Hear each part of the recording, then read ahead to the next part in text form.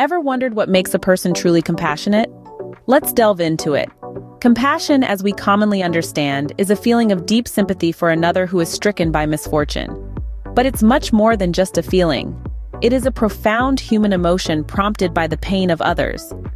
More vigorous than empathy, the feeling commonly gives rise to an active desire to alleviate another's suffering. To paint a clearer picture, let's consider the concept of compassion as a two-pronged response to suffering.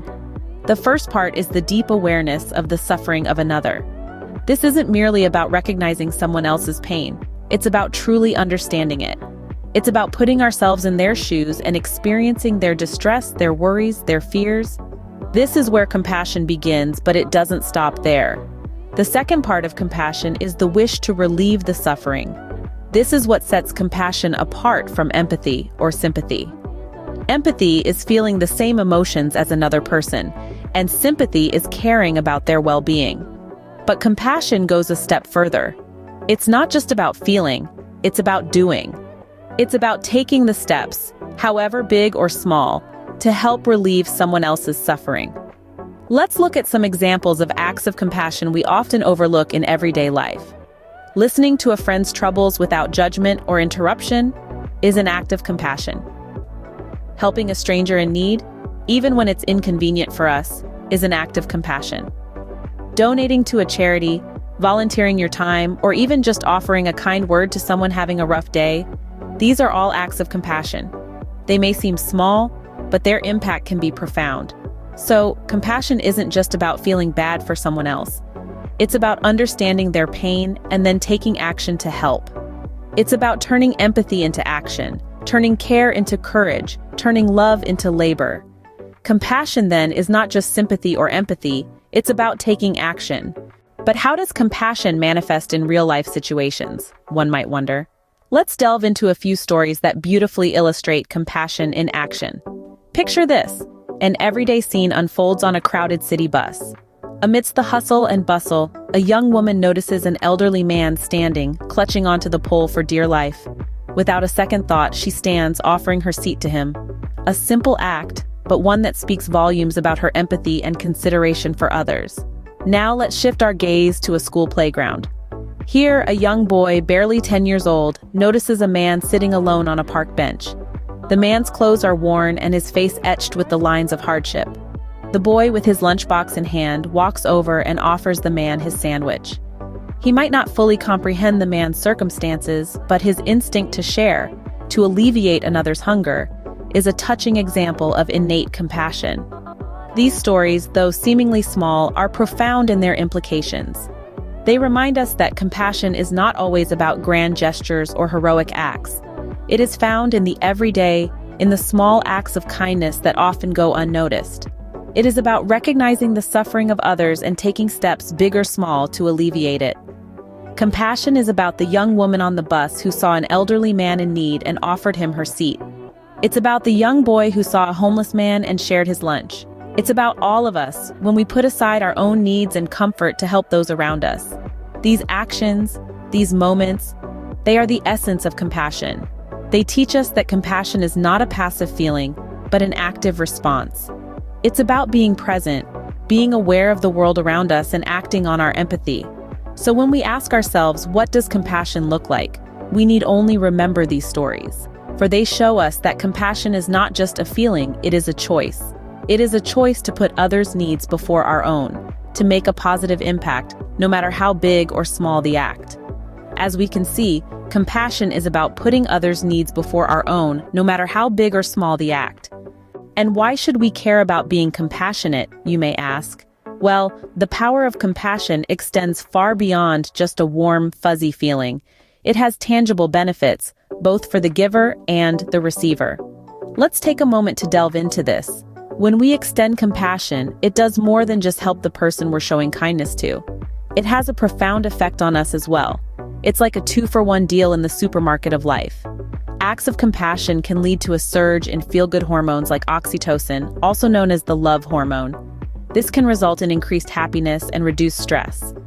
Yes, compassion is a natural stress buster, and we could all use less stress in our lives, couldn't we? But the benefits don't stop at personal happiness.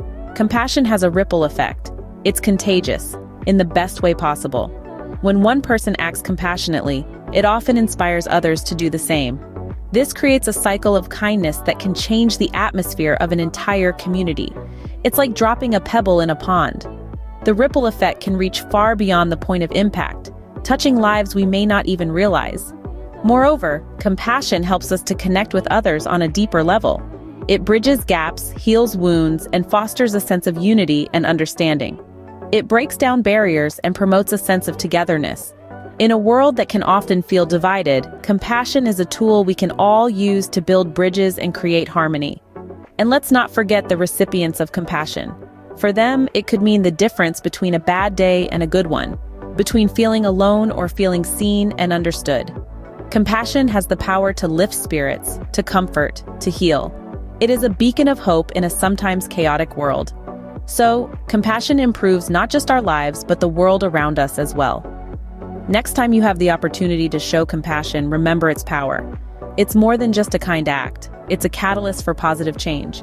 And that, dear listeners, is the true power of compassion. But can compassion be taught, or is it innate?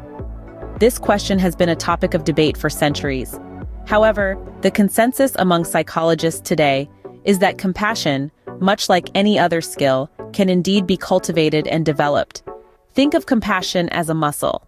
If you've ever tried to lift a weight that's too heavy, you'll understand the concept. At first, it may feel impossible, but with consistent practice, your muscles grow stronger and the weight becomes easier to lift. Similarly, compassion can be strengthened with consistent practice. So, how can we cultivate this compassion muscle? Let's explore a few strategies. Firstly, practicing mindfulness is a powerful way to develop compassion. Mindfulness encourages us to stay present, to pay attention to our thoughts, feelings, and experiences without judgment. This practice helps us to understand ourselves better, which in turn allows us to understand others. It's hard to be compassionate if we're constantly distracted, so mindfulness helps us to focus on the emotions and needs of those around us. Secondly, expressing gratitude can also foster compassion. When we recognize and appreciate the kindnesses others have shown us, we become more aware of the positive aspects of our lives. This awareness can lead us to want to give back, and thus cultivate compassion. Finally, actively seeking to understand others' perspectives is another effective way to develop compassion. This means putting ourselves in others' shoes, trying to see the world from their viewpoint.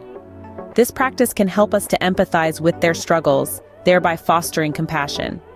But remember, cultivating compassion is not a one-time event. It's a lifelong journey that requires consistent effort. It's about choosing to be compassionate even when it's easier not to be. It's about recognizing our shared humanity and extending kindness, even when it's difficult. Remember, compassion is a muscle. The more you use it, the stronger it gets. So let's commit to flexing this muscle every day for a more compassionate world.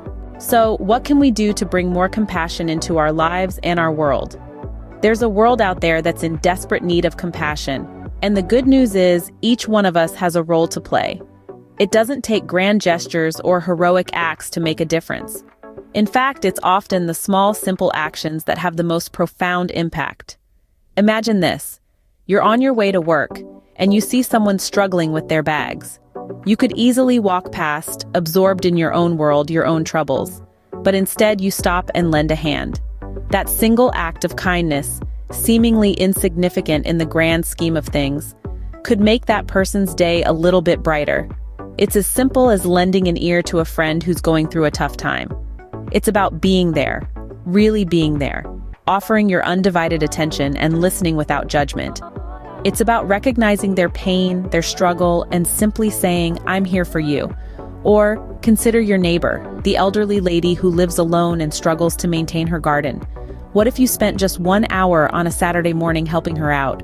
That single hour could mean the world to her, not only because of the physical help, but because it shows her that someone cares. And it's not just about the people we know. Compassion extends to strangers too. A simple smile, a kind word, a moment of patience in a stressful situation. These are small acts of compassion that can have a ripple effect, spreading kindness and understanding in a world that often seems cold and indifferent. In essence, compassion is about connecting with our shared humanity. It's about recognizing that each one of us, in our own way, is navigating through the challenges of life. And it's about extending a hand, offering a word of comfort, or simply being present in a moment of need. In a world where you can be anything, be compassionate. After all, compassion is not just a virtue, it's a way of life.